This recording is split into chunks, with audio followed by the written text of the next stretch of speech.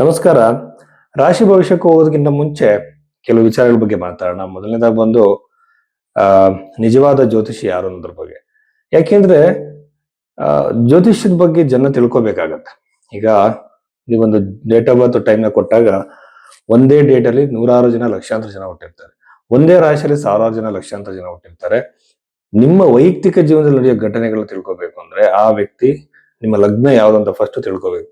ಲಗ್ನ ಎಲ್ಲಾದ್ರೂ ಪರ್ಫೆಕ್ಟ್ ಇರಲ್ಲ. ಯಾಕೆಂದ್ರೆ ನಾವು ಹುಟ್ಟಿರುವಂತ ಬರ್ತ್ ಟೈಮ್ ನ ಮಿಸ್ಟೇಕ್ ಆಗಿ ಬರ್ಕೊಂಡಿರ್ತಾರೆ ನಮ್ಮ ತಂದೆ ತಾಯಿಗಳು. ಹಾಗಾಗಿ ಆ ಲಗ್ನ ಯಾವ್ದಂತ ಫಸ್ಟ್ ಕಂಡುಹಿಡಿದು ನಿಮ್ಮ ಜೀವನದಲ್ಲಿ ಹಿಂದೆ ನಡೆದಿರೋ ಘಟನೆಗಳನ್ನ ಅದಕ್ಕೆ ಮ್ಯಾಚ್ ಮಾಡಿ ನೋಡ್ಬೇಕು. ಅವಾಗ ಆ ಲಗ್ನ ಯಾವ್ದಂತ ಗೊತ್ತಾಗುತ್ತೆ. ಆ ಲಗ್ನದಿಂದ ನಿಮ್ಮ ಭವಿಷ್ಯವನ್ನು ಕೂಡ ಆತ ಹೇಳ್ತಾರೆ ಅಂತ ಹೇಳ್ಬೋದು. ಗ್ರಹಗಳ ಬಗ್ಗೆ ಗಂಟೆಗಟ್ಟಲೆ ಮಾತಾಡೋದು, ನಂಬರ್ಗಳ ಬಗ್ಗೆ ಮಾತಾಡೋದು, ಜೆಮ್ ಸ್ಟೋನ್ಸ್ ಬಗ್ಗೆ ಮಾತಾಡೋದು, ಈ ಪೂಜೆಗಳ ಬಗ್ಗೆ ಮಾತಾಡೋದು, ಇದು ಯಾವುದು ಕೂಡ ಜ್ಯೋತಿಷ್ಯ ಅಲ್ಲ.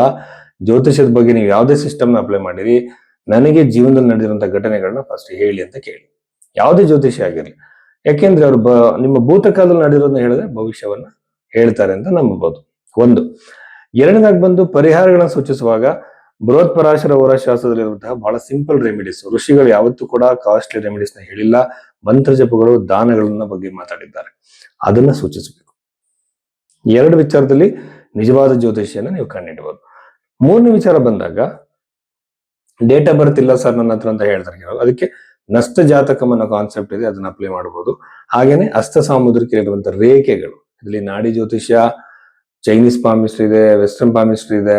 ಸೊ ಯಾವ್ದು ಬೇಕಾದ್ರೂ ಕೂಡ ಅಪ್ಲೈ ಮಾಡಿ ಕೆಲವು ಘಟನೆಗಳನ್ನ ಹೇಳಿ ನಿಮ್ಮ ವಿಚಾರವನ್ನ, ನಿಮ್ಮ ಭವಿಷ್ಯವನ್ನ, ಕೆಲವು ಲಿಮಿಟೇಷನ್ ಇದೆ ಹಸ್ತ ಸಾಮುದ್ರಿಕ, ಅದನ್ನ ಹೇಳ್ಬೋದು. ಇದು ಎರಡು ವಿಚಾರ. ಇನ್ನ ಕೆಲವರು ಹೇಳ್ತಿರ್ತಾರೆ ವಾಸ್ತು ಬಗ್ಗೆ ಇವತ್ತು ನಾನು ಹೇಳಲೇಬೇಕು. ಯಾಕೆಂದ್ರೆ ಒಂದೇ ಮನೆಯಲ್ಲಿ ಸಕ್ಸಸ್ಫುಲ್ ಆದವರು ಇರ್ತಾರೆ, ಫೇಲ್ಯೂರ್ ಆದವರು ಇರ್ತಾರೆ. ಒಂದು 2-3 ಕುಟುಂಬಗಳು ಜಾಯಿಂಟ್ ಆಗಿ ಒಂದು ಜಾಯಿಂಟ್ ಫ್ಯಾಮಿಲಿ ಅಂತ ಹೇಳ್ತೀವಲ್ಲ, ಹಾಗೂ ಒಟ್ಟು ಕುಟುಂಬದಲ್ಲಿ 3-4 ಫ್ಯಾಮಿಲಿ ಇರುತ್ತೆ. ಒಂದು ಫ್ಯಾಮಿಲಿ ಅಭಿವೃದ್ಧಿ ಹೊಂದುತ್ತೆ, ಒಂದು ಫ್ಯಾಮಿಲಿ ಚೆನ್ನಾಗಿರಲ್ಲ, ಒಂದು ಫ್ಯಾಮಿಲಿ ಸಂತೋಷವಾಗಿರುತ್ತೆ. ಸೊ ಒಂದೇ ಮನೇಲಿ ವಾಸ ಮಾಡ್ತಿರುವಂತ ವ್ಯಕ್ತಿಗಳು, ಒಂದೇ ವಾಸ್ತು ಇರುವಂತ ಮನೇಲಿ ವಾಸ ಮಾಡ್ತಿರುವಂತ ವ್ಯಕ್ತಿಗಳಿಗೆ ಅವ್ರ ಜೀವನ ಬೇರೆ ಬೇರೆ ರೀತಿಯಾಗಿರುತ್ತೆ. ಇದಕ್ಕೆ ಹಾಗಾದ್ರೆ ವಾಸ್ತು ಹಾಗಾದ್ರೆ ಒಬ್ಬೊಬ್ಬರು ಒಂದೊಂದು ರೀತಿ ಪರಿಣಾಮ ಮಾಡುತ್ತಾ? ಯಾವತ್ತೂ ಕೂಡ ತಿಳ್ಕೊಳ್ಳಿ, ವೈಯಕ್ತಿಕ ಜಾತಕ ಬಹಳ ಇಂಪಾರ್ಟೆಂಟ್ ಆಗುತ್ತೆ. ವೈಯಕ್ತಿಕ ಜಾತಕ ನಿಮ್ದೇನಿದೆ ಅದ್ರ ಪ್ರಕಾರ, ಆ ಕರ್ಮದ ಪ್ರಕಾರನೇ ಎಲ್ಲ ನಡೀತಿರುತ್ತೆ ಹೊರತು ವಾಸ್ತುವಿನಿಂದ ಮ್ಯಾಕ್ಸಿಮಮ್ ಬದಲಾವಣೆಗಳಾಗಲ್ಲ. ವಾಸ್ತು ಅನ್ನೋದು ಒಂದು ಯಂತ್ರದ ರೂಪದಲ್ಲಿ ಕೆಲಸ ಮಾಡುತ್ತೆ. ಅದು ದೊಡ್ಡ ಕಾನ್ಸೆಪ್ಟ್. ಅದ್ರ ಬಗ್ಗೆ ನಾವು ಯೋಚನೆ ಮಾಡೋಣ, ಡಿಸ್ಕಸ್ ಮಾಡೋಣ. ಇನ್ನೊಂದು ರೀಸೆಂಟ್ ಆಗಿ ಒಂದು ಆಡ್ ನೋಡಿದೆ, ಜ್ಯೋತಿಷ್ಯನ 2 ದಿನದಲ್ಲಿ ಕಲಿಬಹುದು ಅಂತೇಳಿ ತುಂಬಾ ಜನಗಳು ಜ್ಯೋತಿಷರುಗಳನ್ನ ಹುಟ್ಟು ಹಾಕ್ತಾ ಇದ್ದಾರೆ. 2 ದಿನದಲ್ಲಿ ಕಲಿಯೋಕೆ ಸಾಧ್ಯ ಇಲ್ಲ. ಏನಂತಂದ್ರೆ ಜ್ಯೋತಿಷ್ಯವನ್ನ ಕಲಿಯೋದಕ್ಕೂ ನಮ್ಮ ಜಾತಕದಲ್ಲಿ ಕೆಲವು ಕಾಂಬಿನೇಷನ್ಸ್ ಇರಬೇಕು. ಅಂದ್ರೆ ಎಲ್ರು ಜ್ಯೋತಿಷ್ಯವನ್ನ ಕಲಿಯೋಕ್ಕಾಗಲ್ಲ. ಈಗ ಒಬ್ಬ ಡಾಕ್ಟರ್ ಆಗಿರ್ಬೋದು, ಒಬ್ಬ ಇಂಜಿನಿಯರ್ ಆಗಿರ್ಬೋದು, ಒಬ್ಬ ಮ್ಯೂಸಿಷಿಯನ್ ಆಗಿರ್ಬೋದು, ಅವರಿಗೆ ಸಂಸ್ಕಾರಗಳಿರ್ಬೇಕಾಗತ್ತೆ. ಅಂದ್ರೆ ಆ ಒಂದು ನ್ಯಾಚುರಲ್ ಕಾಲಿಂಗ್ ಅಂತ ನಾವೇನ್ ಹೇಳ್ತೀವಿ, ಅದಿಲ್ಲ ಅಂದ್ರೆ ಕಲಿಯೋಕೆ ಸಾಧ್ಯ ಆಗಲ್ಲ. ಸೊ ಹಾಗಾಗಿ ಅದನ್ನು ಕೂಡ ನಂಬಿ ಮೋಸ ಹೋಗ್ಬೇಡಿ. ಸೊ ಇಷ್ಟೆಲ್ಲ ವಿಚಾರಗಳಿದೆ.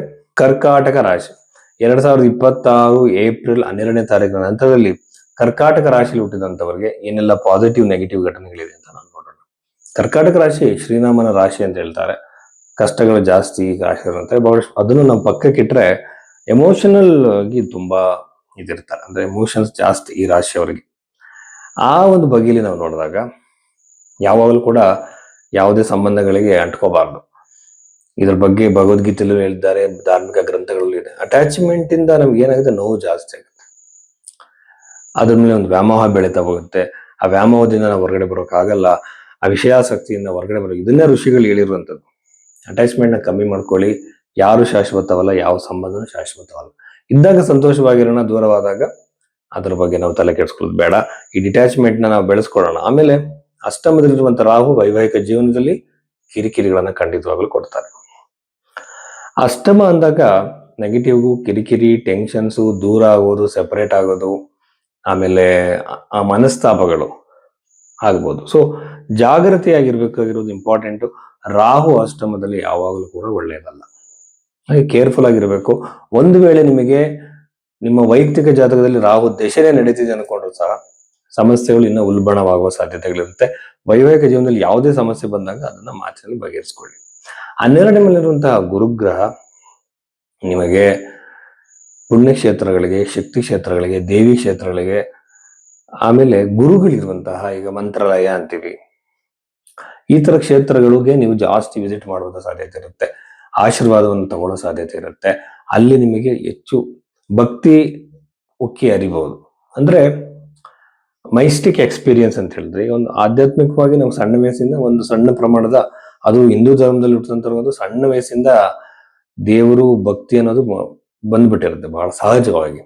ಇಂಥವ್ರಲ್ಲಿ ಆಧ್ಯಾತ್ಮಿಕ ಒಂದು ಶಕ್ತಿ ಕೂಡ ದೇವಸ್ಥಾನಗಳಿಗೆ ಹೋದಾಗ, ಶಕ್ತಿ ಕ್ಷೇತ್ರಗಳಿಗೆ ಹೋದಾಗ ಅದು ಜಾಸ್ತಿ ಆಗಲ್ಲ. ಎಮೋಷನಲ್ ಆಗಿ ಕಣ್ಣೀರು ಹಾಕುವಂಥವ್ರು ಇದ್ದಾರೆ. ಈ ಒಂದು ಮೈಸ್ಟಿಕ್ ಎಕ್ಸ್ಪೀರಿಯನ್ಸ್ ಈ ಕರ್ಕಾಟಕ ರಾಶಿಯವರಿಗೆ ಆಗ್ಬೋದು. ದ್ವಿತೀಯ ಭಾವದಲ್ಲಿ ಕೇತು ಇರೋದ್ರಿಂದ ಇನ್ವೆಸ್ಟ್ಮೆಂಟ್ಗಳನ್ನ ಮಾಡಬೇಡಿ. ಜೂಜಿನ ಕ್ವಾಲಿಟೀಸ್ ಇರುವಂತ ಬಿಸ್ನೆಸ್ಗಳು ಕೆಲವಿರುತ್ತೆ. ನಾನು ಹಿಂಗೆ ಇನ್ವೆಸ್ಟ್ಮೆಂಟ್ ಮಾಡಿ ಹಿಂಗೆ ತೆಗಿತೀನಿ ಅನ್ನೋದು, ಸಿಕ್ಕಾಪಟ್ಟೆ ಇನ್ವೆಸ್ಟ್ಮೆಂಟ್ ಮಾಡುವಂತ ಬಿಸ್ನೆಸ್ಗಳು, ಶೇರ್ ಮಾರ್ಕೆಟ್ ಆಗಿರ್ಬೋದು, ಇನ್ನೊಂದಾಗಿರ್ಬೋದು, ಯಾವುದೇ ಕಾರಣಕ್ಕೂ ಮಾಡಬೇಡಿ. ನಿಮಗೆ ಅನುಕೂಲ ಕಮ್ಮಿ ಇದೆ, ಲಾಭದ ಸಾಧ್ಯತೆ ಕಡಿಮೆ ಇರೋದ್ರಿಂದ ಈ ಟೈಮಲ್ಲಿ ನೀವು ಇನ್ವೆಸ್ಟ್ಮೆಂಟ್ ಮಾಡದೇ ಇರೋದು ಬಹಳ ಒಳ್ಳೆಯದು. ಆಮೇಲೆ ವಿವಾಹಕ್ಕೆ ಸಂಬಂಧಪಟ್ಟಂತೆ ಕೂಡ ಅಷ್ಟು ಪಾಸಿಟಿವ್ ಆಗಿ ಏನು ಇಲ್ಲ. ವಿವಾಹ ವಿಳಂಬ ಆಗೋದು, ಸಂಬಂಧಗಳು ಬರದೇ ಇರೋದು, ಬಂದ ಸಂಬಂಧಗಳು ಮಿಸ್ ಆಗೋದು, ಏನಾದ್ರೂ ಒಂದು ಕೊರತೆ ಇರುವಂತ ಸಂಬಂಧ ಬಂದು ಮಿಸ್ ಆಗ್ಬಿಡುವಂಥದ್ದು. ಎಲ್ಲ ಚೆನ್ನಾಗಿತ್ತು ಸರ್, ಏನು ಬೇರೆ ಒಂದು ಸಣ್ಣ ಕಾರಣದಿಂದ ಅವರು ಬೇಡ ಅಂತಿದ್ದಾರೆ, ಅಥವಾ ದೂರ ಆಗಿದ್ದಾರೆ, ಅಥವಾ ಮಾತಾಡ್ತಿಲ್ಲ ಅನ್ನೋದು, ನಾನಾ ತರದ ಸಮಸ್ಯೆಗಳು ಕ್ರಿಯೇಟ್ ಆಗ್ಬೋದು. ಇದಕ್ಕೆ ಸಿಂಪಲ್ ಪರಿಹಾರಗಳಿವೆ, ಇದನ್ನ ನೀವು ಮಾಡ್ಬೋದು. ಸ್ವಯಂವರ ಪಾರ್ವತಿ ಮಂತ್ರ ಜಪ, ಭೈರವಿ ಅಷ್ಟೋದಲ್ಲೇ ನೀವು ಯಂತ್ರವನ್ನ ಖರೀದಿ ಮಾಡಿ ರೆಗ್ಯುಲರ್ ಆಗಿ ಹೇಳ್ತಾ ಹೋಗಿ. ಅದಕ್ಕೊಂದು ಯಂತ್ರಕ್ಕೊಂದು 500 ರೂಪಾಯಿ ಕೂಡ ಖರ್ಚಾಗಲ್ಲ. ಸಿಂಪಲ್ ಆಗಿ ಮಾಡುವಂಥದ್ದು ಮಾಡ್ತಾ ಹೋಗಿ ವಿವಾಹದಲ್ಲಿ ಇರುವಂತಹ ಸಮಸ್ಯೆಗಳು ನಿವಾರಣೆ ಆಗುತ್ತೆ. ಉದ್ಯೋಗವನ್ನ ಸಂಬಂಧಪಟ್ಟಂತೆ ನಾವು ನೋಡೋದಾದ್ರೆ, ಹಲವಾರು ಏರಿಳಿತ. ಇಷ್ಟು ದಿನ ಜಾಬ್ ಚೆನ್ನಾಗಿ ನಡೀತಾ ಹೋಗ್ತಿತ್ತು, 10 ವರ್ಷ 20 ವರ್ಷ ಕೆಲಸ ಮಾಡ್ತಾ ಬಂದಿದ್ವಿ ಒಂದೇ ಕಂಪನಿಲಿ ಅನ್ನುವಂಥವ್ರು ಸಡನ್ ಆಗಿ ಬಿಡುವಂತಹ ಸಾಧ್ಯತೆ, ಕಿರಿಕಿರಿ, ಏನೋ ಒಂದು ಆಗ್ತಿಲ್ಲ ಸರ್ ಕೆಲಸ ಮಾಡೋಕ್ಕಂತಾರೆ, ಈ ಪರಿಸ್ಥಿತಿ ಕ್ರಿಯೇಟ್ ಆಗ್ಬೋದು. ಆಮೇಲೆ ಮಾಡ್ತಿದ್ದಂತ ಬಿಸ್ನೆಸ್ ಅಲ್ಲಿ ಇದ್ದಕ್ಕಿದ್ದಂಗೆ ಇಷ್ಟು ವರ್ಷ ಯಾವತ್ತೂ ನನಗೆ ಲಾಸ್ ಆಗಿರಲಿಲ್ಲ, ಈಗ ನಮ್ಮ ತಂದೆ ತಾತ ಮಾಡ್ಕೊಂಡು ಬಂದಂತ ಬಿಸ್ನೆಸ್ ನ ಬಿಡೋ ಪರಿಸ್ಥಿತಿ ಬಂದಿದೆ ಸರ್, ನನಗೆ ಬೇರೆ ಯಾವ ದಾರಿನೂ ಗೊತ್ತಿಲ್ಲ ಅಂತ ಹೇಳ್ತಾರೆ. ಈ ಪರಿಸ್ಥಿತಿ ನಿರ್ಮಾಣ ಆಗ್ಬೋದು. ವೈಯಕ್ತಿಕ ಜಾತಕದ ಮೇಲೆ ನಿರ್ಧಾರ ಆಗುತ್ತೆ ನಿಮ್ಗೆ ಯಾವ ದಶಾ ಪೀರಿಯಡ್ ನಡೀತಿದೆ ಅಂತ ಹೇಳಿ. ಬಟ್ ಇನ್ ಜನರಲ್ ಆಗಿ ಟ್ರೆಂಡ್ ನಾನು ಹೇಳೋದಾದ್ರೆ, ಈ ಪರಿಸ್ಥಿತಿಗಳು ಬಂದಾಗ ಮುಂಚಿತವಾಗಿ ನಾವು ಯೋಚನೆ ಮಾಡಬೇಕು. ಇಂಗ್ಲಿಷ್ ಅಲ್ಲಿ ಒಂದು ಒಳ್ಳೆ ಪುಸ್ತಕ ಇದೆ, ಹೂ ಮೋಡ್ ಮೇ ಚೀಸ್ ಅಂತ ಹೇಳಿ. ಅದರಲ್ಲಿ ಇದ್ರ ಬಗ್ಗೆ ಬಹಳ ಒಳ್ಳೆ ಡಿಸ್ಕಷನ್ಸ್ ಇದೆ. ನಾವು ನೋಡಿ, ಬಿಸ್ನೆಸ್ ಮಾಡುವಾಗ ನಮ್ಮನ್ನ ನಾವು ತುಂಬಾ ಇಂಪ್ರೂವ್ಮೆಂಟ್ ಮಾಡ್ಕೋಬೇಕು. ಈಗ ಬಿಸ್ನೆಸ್ ಬರ್ತಿಲ್ಲ ಅನ್ಕೊಳ್ಳಿ, ಎಷ್ಟೆಲ್ಲ ಪುಸ್ತಕಗಳಿದೆ. ಈಗ ರಿಚ್ ಡ್ಯಾಡ್ ಪೂರ್ ಡ್ಯಾಡ್ ಇರ್ಬೋದು, ಅಥವಾ ನಿಮಗೆ ಈ ತರ ಹಲವಾರು ಪುಸ್ತಕಗಳಿದೆ. ರೀಸೆಂಟ್ ಆಗಿ ಒಂದು ಪುಸ್ತಕ ನೋಡಿದೆ, ಪರ್ಪಲ್ ಕೌ ಅಂತ ಹೇಳಿ. ಸೊ ಇವೆಲ್ಲ ಬಿಸ್ನೆಸ್ ರಿಲೇಟೆಡ್ ಆಗಿರುವಂಥದ್ದು. ಈ ತರ ನಾಲೆಡ್ಜ್ ನ ಬೆಳೆಸ್ಕೊಳ್ಳಿ.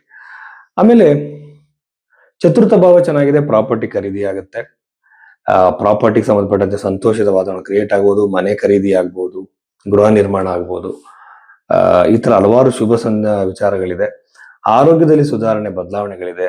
ನೆಮ್ಮದಿಯ ಆನಂದದ ವಾತಾವರಣ ಇದೆ ಕುಟುಂಬದ ಜೊತೆ, ಯಾವ ಸಮಸ್ಯೆ ಇಲ್ಲ. ಇಷ್ಟು ವಿಚಾರಗಳು ಕರ್ಕಾಟಕ ರಾಶಿಯವರಿಗೆ ಸಂಬಂಧಿಸಿದೆ.